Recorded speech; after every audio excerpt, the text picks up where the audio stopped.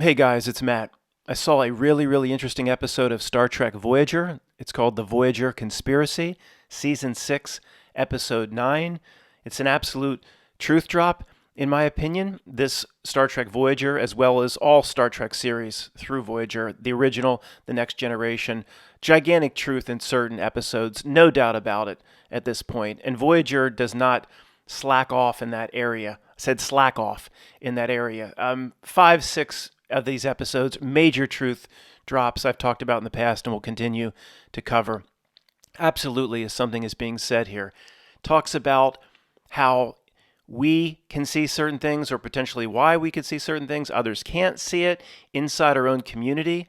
How the same set of circumstances, facts, and data can be interpreted in two completely different ways, even by the same person via the way they take the research. It talks about, or the ideas come across that the information or collecting too much information can lead to false conclusions. I mean, there's a lot here, guys, and I'm not sure how to present it at this point. It's very interesting, and I'm going to just pause for a second and collect my thoughts. Shit, Matt, there ain't going to be nothing in this presentation. Sounds like a lame excuse for you to go off by yourself and watch 7 of 9. I don't mind watching 7 of 9. I prefer her to Kess for Star Trek Voyager fans, but that's not the point here. The point is, I guess, as I've said many times, not sure how to present something, start with the absolute basics. So let me just tell you, guys, this is extremely interesting if I can get this out in the right way. Absolute truth drops, and of course, in the end, it worked to destroy the reputation, as usual, of people that call themselves conspiracy theorists. The end, the conspiracy aspect, and those that dabbled in the conspiracy in Voyager turned out to be raving lunatics. Is anybody surprised? No. A lot of truth up until that point, though. So try to do 4 minutes or less what happened in the episode itself. Start with the absolute basics. I'll fill you in a bit if you don't know the series. All right, this 7 of 9 character came in Season 4. She was once a Borg. That's like a cybernetic, almost a robotic species. They have all these metal and implants, and half their brain is taken out, and it becomes its Ray Kurzweil's brain chip. They, of course, removed all the implants. All she has left is this little piece of metal over her eye. Thank God it's not over the right eye at least, but all the other implants for the most part have been taken off, and, well, there's a reason for that in terms of why they picked this actress. Let's just leave it at that. But she still has these implants. She can download data like a USB drive. She has these abilities that are presented in a very technologically positive way that regular humans on board Voyager don't have. So she rigs up her alcove where she sleeps or regenerates to collect tera quads, if that's even a word, of data. All this data she's assimilating into her neurochip brain every night, collecting all this data, and she pops forth from her sleep cycle, and there's some nefarious activities, a conspiracy going on Voyager, and it's not what it seems, and Captain Janeway is evil, and she calls a secret meeting with one or two of the crew, and I think Captain Janeway's trying to do this to us, or trying to do that to us, and the crew's like, what are you talking about? We've been out here. We all love each other. We've been out here singing Kumbaya together, trying to survive in the Delta Quadrant for 5 years. Okay, the summary here and what needs to be emphasized is this 7 of 9 technological, half technological being has made a change to the way she sleeps, where she takes in just enormous amounts of data. And it's the taking in of the enormous amounts of data that leads to the conspiracy or the false conclusions. In this case, false conclusions about what's going on the ship. So there's a relationship between looking at too many things, taking in too much data. That's what's being said here. And if you take in enough data, what the show is basically saying is you can make a false conclusion in any way you want if you take in too much data. There's the lie. It's kind of like what people say about statistics. There's the lie, there's the big lie, and then there's statistics. Statistics can lie about anything. Statistics and numbers I can use statistics to prove my grandmother invaded Europe in the 15th century. Okay, so there's a general lie you can, if you have too many numbers and statistics, you can use that to create any outcome you want. And what the show writers are basically saying here, there's truth in the beginning of it, that too much data, this is absolutely how this reality works, too much data can lead to false conclusions and conspiracy. It's one of the biggest problems we have is sorting through all the noise. It's almost like the reality itself knows that, oh, this little group over here is starting to wise up as to how things really work. And then it will work overtime to throw way more data, false breadcrumbs, yellow breadcrumbs, to lead us in all different directions. Look at all the facets and different elements inside the quote truth community. And this group fights with this group, and this group trolls this group. And the flat fight with the hollow, who fight with the toroidal, who fight with the traditional sphere or globe, and that's just one facet. And then on the Kennedy, two asses in a nation, you have, no, this happened, no, that happened, no, nothing happened.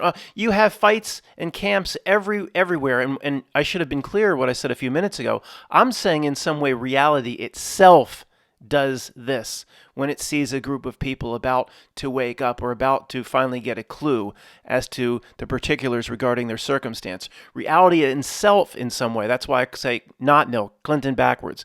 The screen. That's why I say it ain't groups running around planting things.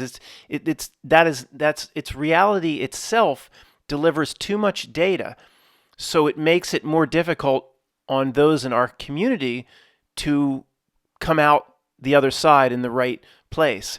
And it's really well done.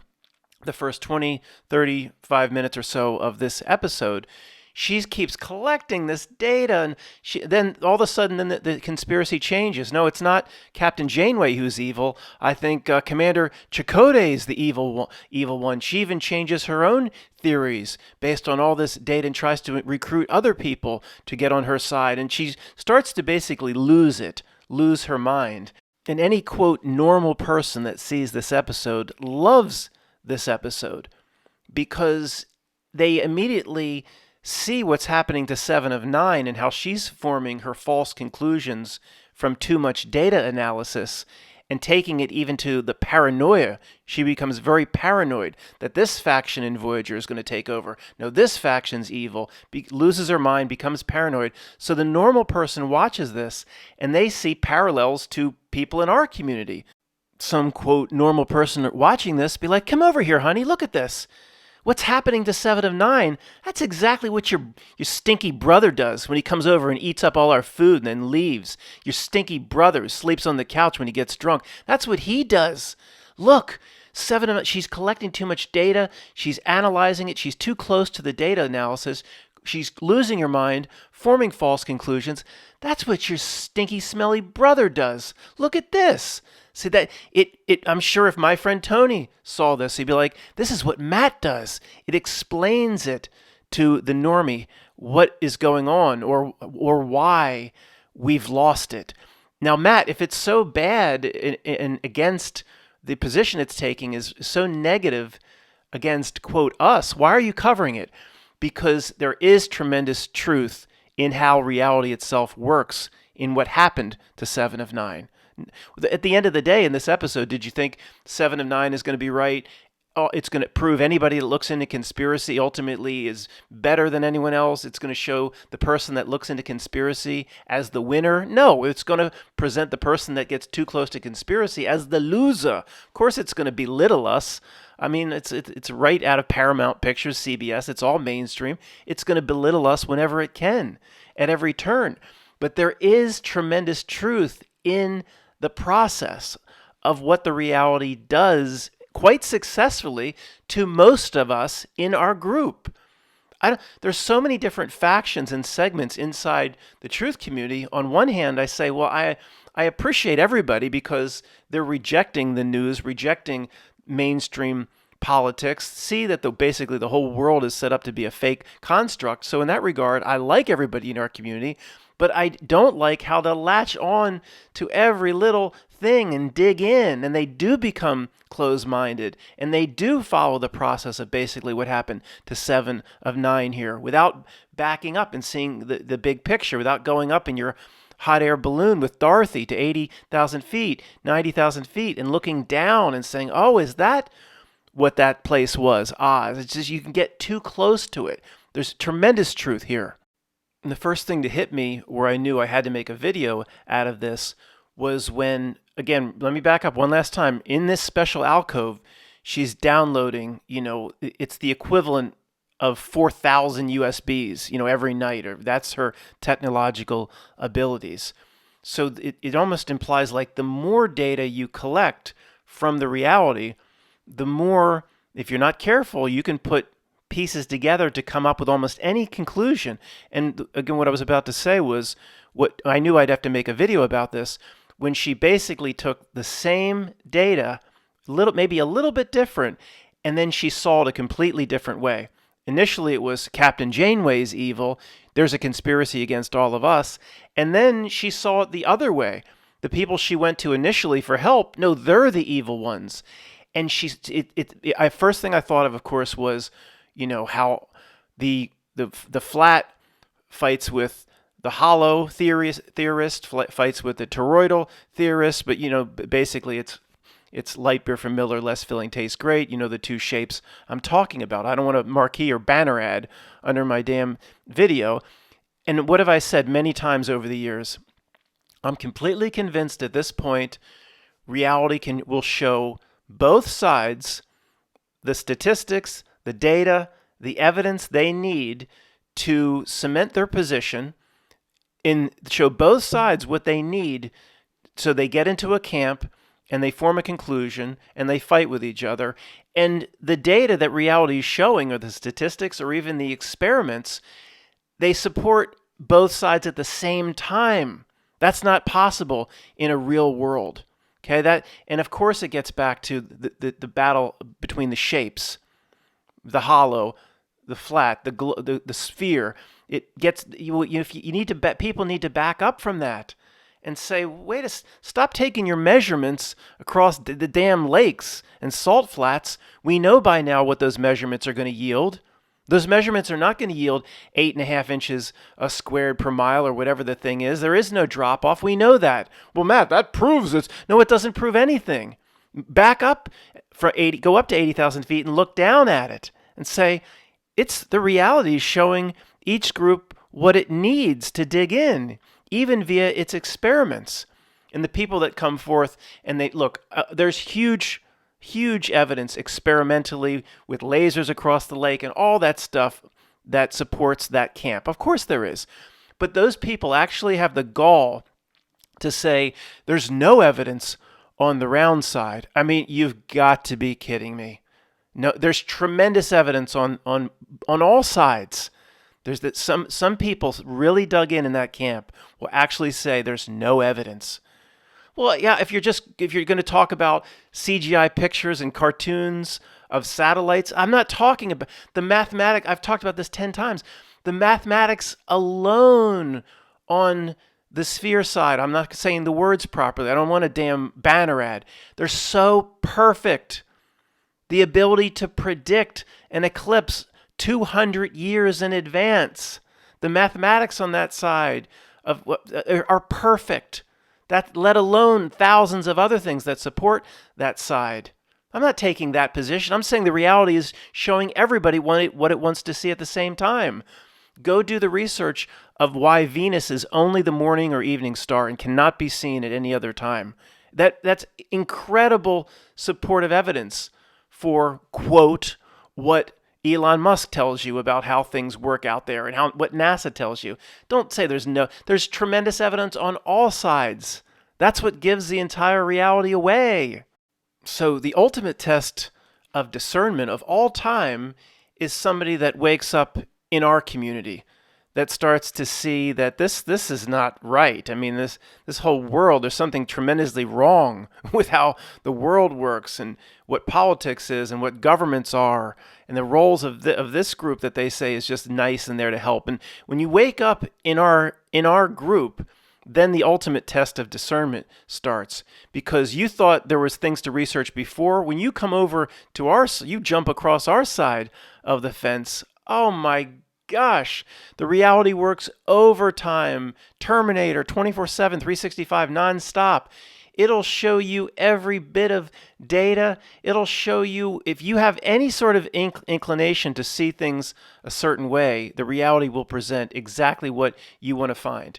There are literally serious SERIOUS, JFK, Dealey Plaza, Lee Harvey Oswald, quote, researchers that they believe that the evidence that they've come to the conclusion that Jackie did it. You know my thoughts on it. It's the same as whatever happened in Jarhead at that ninth level of Metroid. What happens when you get to that ninth level of Metroid? Nothing. Absolutely nothing. On their way to Gulf War I in Jarhead. And the thing about it is, if I would have gone to prison, I'd be getting out today.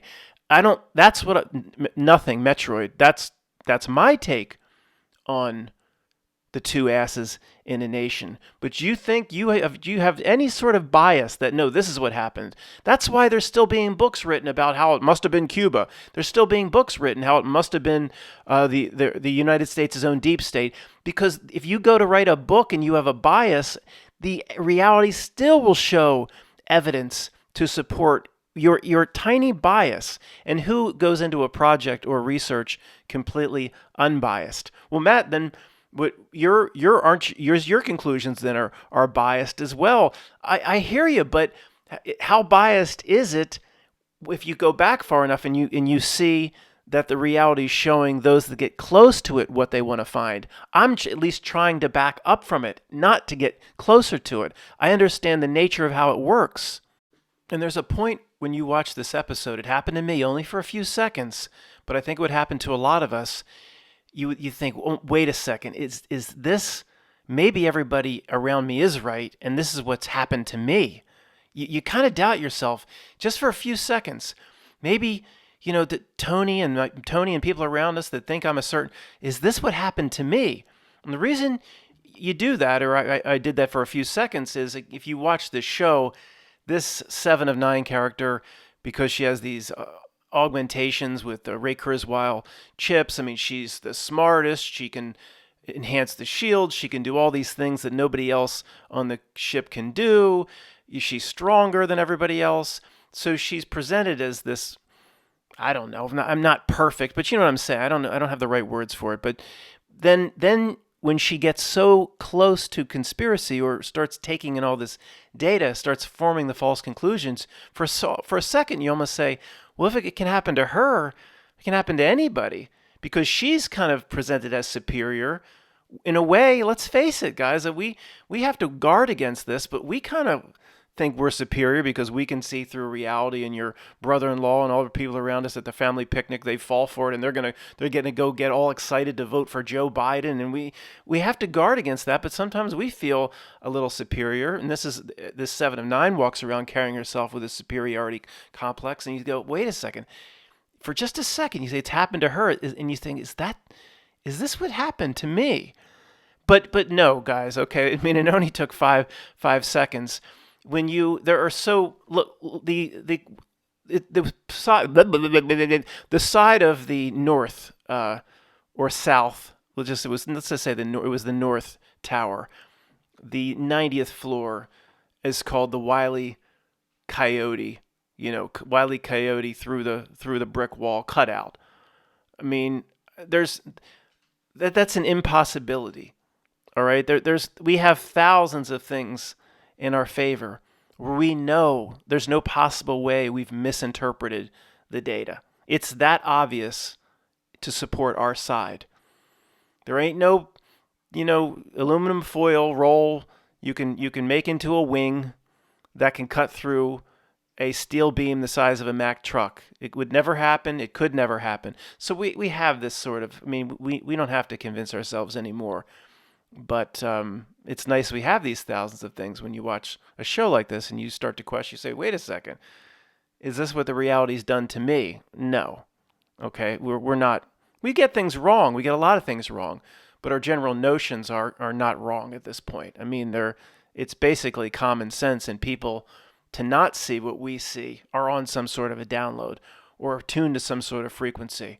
If you can't see that just rolling up some aluminum tinfoil, making it into a wing, if anybody that thinks that can cut through a series of steel beams, each of which are the size and weight of a Mack truck, then that there is no two sides to that argument. I mean, one is psychosis and one is somebody who can actually see. This is the user review, or I think there's only one, but it's the top user review at IMDb for the episode. And as the episode goes out of its way to crush and destroy conspiracy theorists, of course, IMDb and all the other palace guard and elements of the system will do the same thing. Seven goes online and does her own research.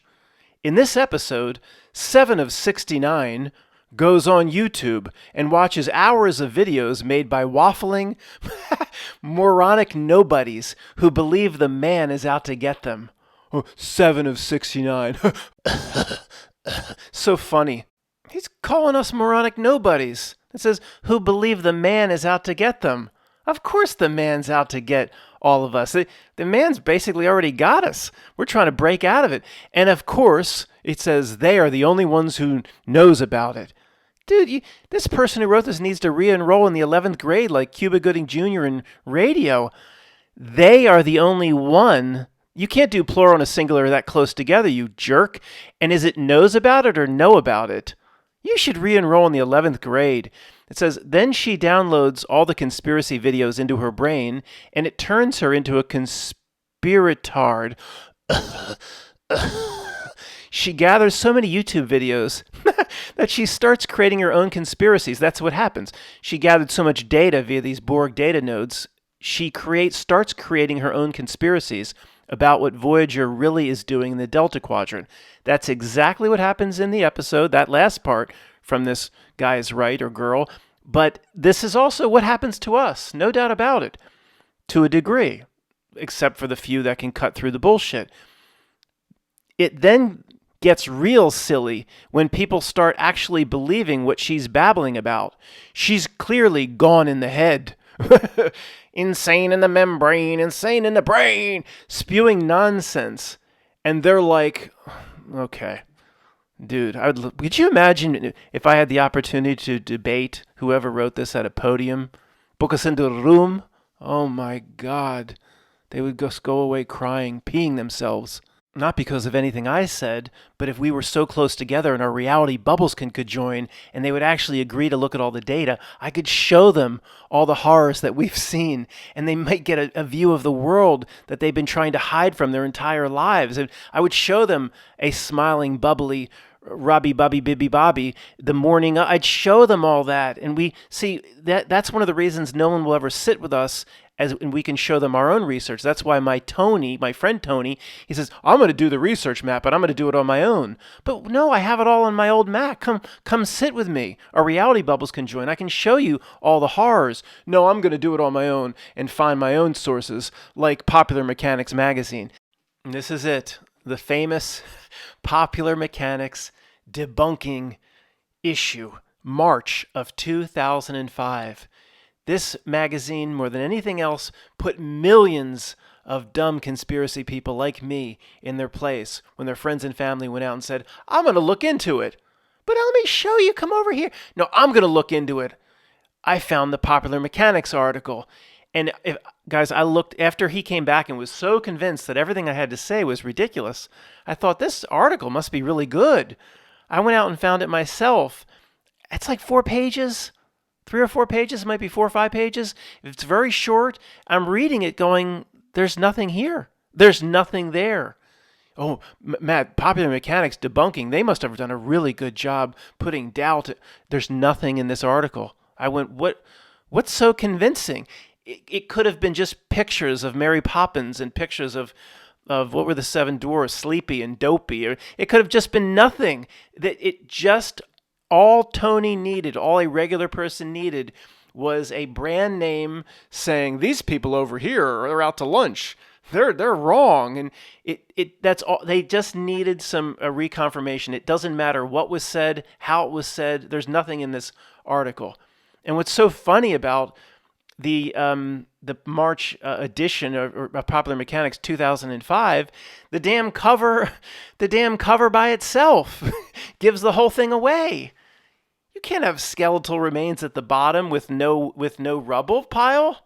That's it, right? But the image on the front gives it away. You don't even need to go past that. But anyway, whatever. It's the same old, same old. There's just something very strange with reality itself. How I don't expect people to come around to our point of view, but how you never can get in a situation to show anybody anything or present anything or to sit with somebody. Never. It's something that gives. It's another element that gives the fake reality away in some way. It's just not natural. That, hey, you can start up a conversation maybe as you both are finishing your hot dogs and hamburgers, and then they can walk away from you. You're never in a situation where you can sit with somebody you care about and show them what you really believe in. It's an abnormal giveaway of a false reality itself, in my opinion. Thanks for listening.